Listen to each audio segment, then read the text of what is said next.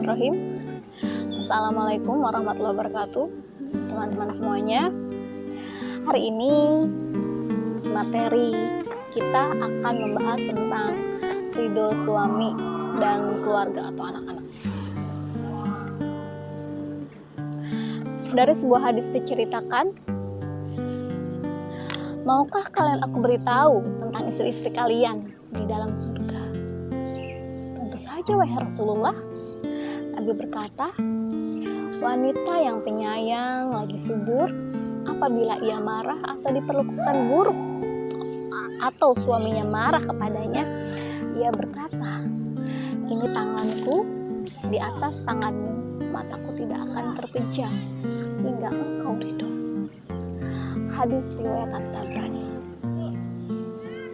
Hadis tersebut mengingatkan para istri agar selalu mengharapkan ridho suaminya hingga sebelum ia tidur. Seorang istri tentu paham betul bahwa ridho suaminya mengantarkannya ke surga, karena kita tidak akan tahu sampai kapan usia kita atau suami kita berhenti. Rasulullah SAW bersabda di hadis yang lain, demi zat yang jiwaku berada di tangannya, tidaklah seorang suami memanggil istrinya ke tempat tidurnya, lalu si istri menolak atau enggan terhadapnya, maka penghuni langit murka hingga suaminya ridho terhadapnya. Hadis riwayat Bukhari. Teman-teman tahu berapa banyak jumlah ikan di laut? Bisa menghitungnya? Nah, jumlah malaikat atau penghuni langit jauh lebih banyak dari jumlah ikan di lautan. Maka tidak terbayangkan jika penghuni langit melaknat kita. Auzubillah min dzalik. Dari dua hadis di atas disebutkan bahwa mendapatkan ridho suami sebelum seorang istri memejamkan matanya tidak akan jadi ibadah meskipun ia membaca doa sebelum tidur. Kemudian ada lagi hadis, Masya Allah ya, begitu banyak hadis cerita tentang ridho suami. Rasulullah berkata, seandainya aku boleh menyuruh seseorang sujud kepada orang lain, maka aku akan menyuruh istrinya sujud kepada suaminya. Hadis riwayat At-Tirmidzi. Bahkan jika si istri berpuasa sunnah, tidak izin sama suaminya, kemudian suaminya tidak mengizinkan, maka tidak halal untuk istrinya itu untuk berpuasa. Masya Allah, beribadah sunnah, tetap kita minta ridho terhadap suami. Tapi bagaimana jika suami kita meminta untuk melakukan maksiat atau hal-hal yang dilarang agama? Nah, itu disebutkan bahwa tidak ada kewajiban untuk taat jika diperintahkan untuk durhaka kepada Allah. Hadis riwayat Ahmad. Hadis ini sangat tegas ya, menyatakan bahwa tentang makom suami.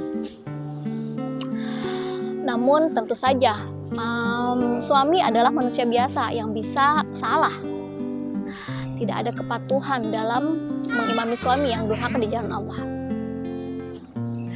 Misalnya saja rumah tangga dalam keadaan terhimpit ekonomi, lalu suami meminta istrinya melakukan hal-hal yang di luar syariat, maka istri berhak untuk tidak taat kepada suami. Dalam hal ini dianjurkan kepada istri agar tetap menasihati suami, karena lidah istri adalah sembilu bagi seorang laki-laki. Hendaklah istri menasihati suaminya dengan lemah lembut, kata-kata yang sopan. Hindari menasihati suami dalam keadaan kita emosi.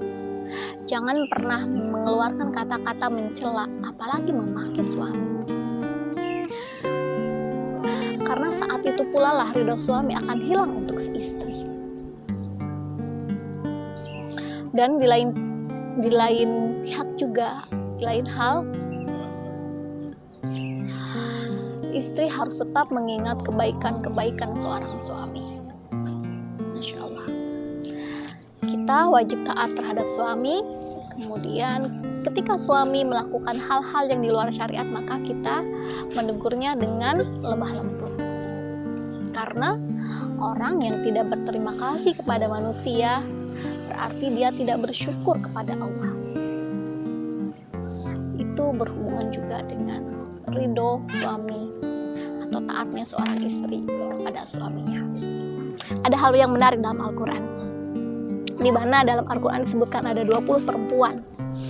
Ada 3 peran utama yang dibahas, peran pribadi, kemudian peran istri, dan satu lagi peran seorang ibu.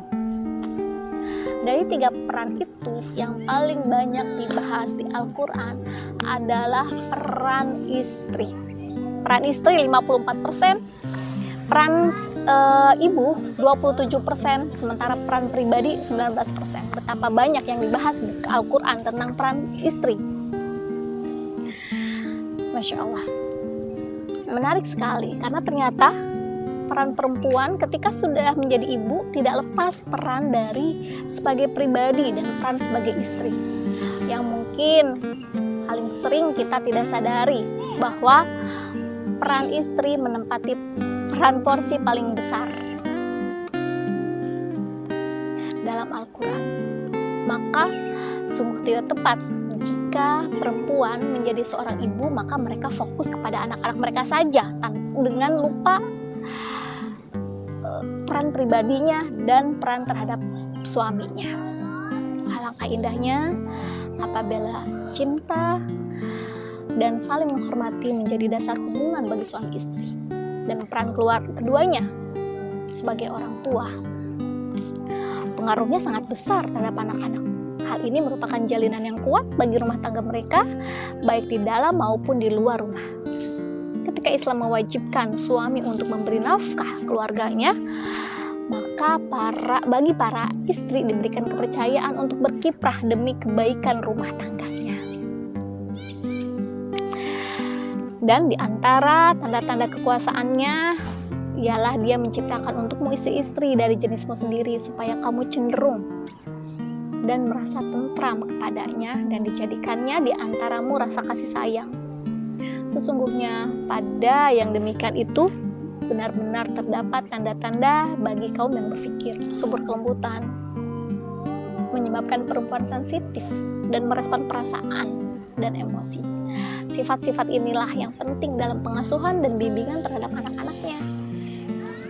Dalam senang dan marahnya, seorang perempuan harus memiliki kemampuan untuk bercengkrama dengan anak-anaknya. Dalam kegiatannya, seorang perempuan harus dapat menunjukkan, mengalihkan perhatian, dan menyingkirkan hal yang tidak menyenangkan dalam rumah tangga, bahkan menguatkan suami dan anak-anaknya.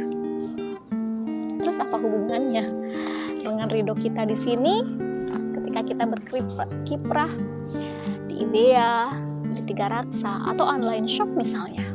Tentu saja aktivitas kita di sini kita komunikasikan kepada suami. Kita minta izin suami dan ceritakan visi misi kita di sini, apa yang akan kita lakukan, apa yang akan kita dapat, apa yang bisa kita support.